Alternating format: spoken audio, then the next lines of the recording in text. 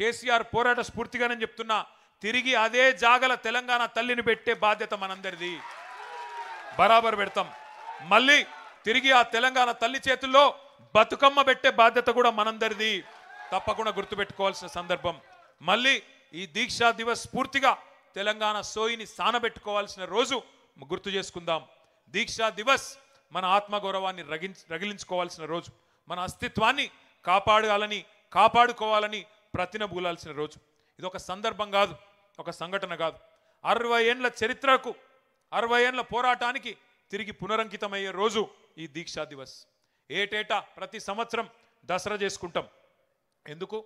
రాముడు రావణుడి మీద గెలిచిన రోజు యాద్ చేసుకునే తందుకు.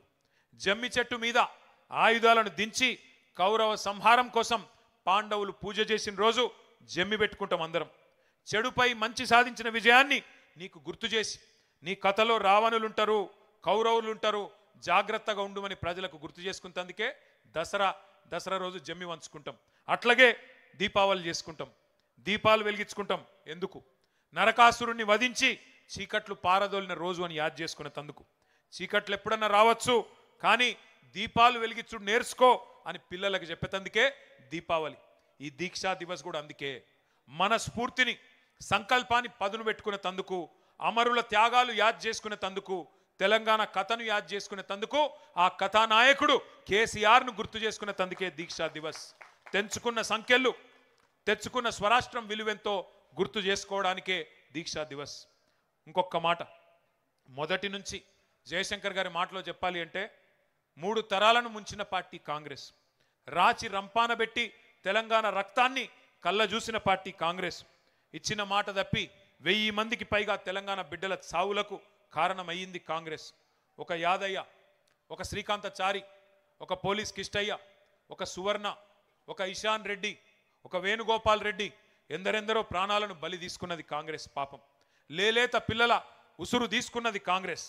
ఆగస్టు 15 నాడు జెండా ఎగిరేసి తెల్లధరల దోపిడీని, బ్రిటిష్ వాళ్ళ దుర్మార్గాన్ని గుర్తు చేసుకుంటూ ఉంటాం.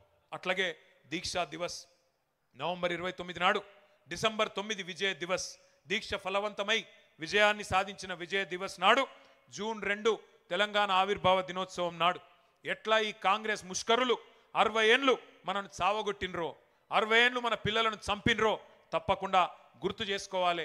ఎట్లా కాల్చుక తిన్నారో, ఎట్లా కాల్చి చంపినరో కూడా గుర్తు చేసుకోవాలి.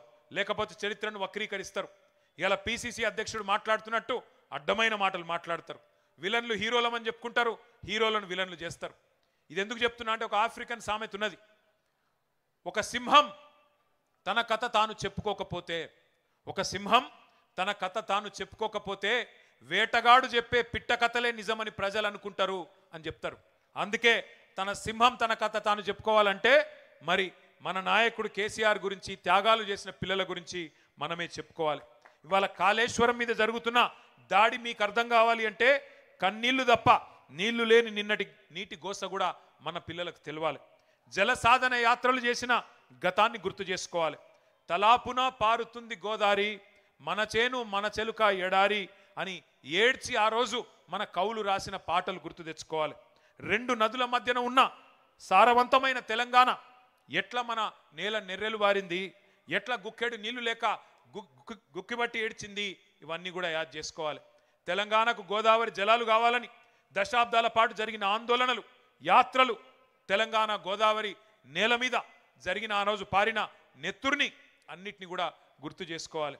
అందుకే తెలంగాణ రాగానే మన నాయకుడు కేసీఆర్ గారు గోదావరి నీళ్లను మన పొలాలకు మలపడానికి కని విని ఎరగని మహత్తర బృహత్తర కాళేశ్వరం ప్రాజెక్టు కట్టుకున్న విషయాన్ని గుర్తు చేసుకోవాలి. కాళేశ్వరం తెలంగాణకు వరం, తెలంగాణకు జీవనాడి. అది కాంగ్రెస్కు శాపం కావచ్చు, కానీ తెలంగాణకు మాత్రం వరం.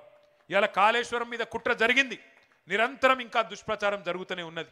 మేడిగడ్డ బరాజుకు బాంబులు పెట్టే పేల్చేసే దుర్మార్గం జరిగింది. ఇదేమి రాజకీయ పార్టీల మధ్యన గొడవ కాదు, తెలంగాణ ప్రజల ప్రయోజనాల పంచాయతీ. అందుకే ఇవన్నీ కూడా గుర్తు చేసుకోవాలా, ఎప్పటికప్పుడు మననం చేసుకోవాలి.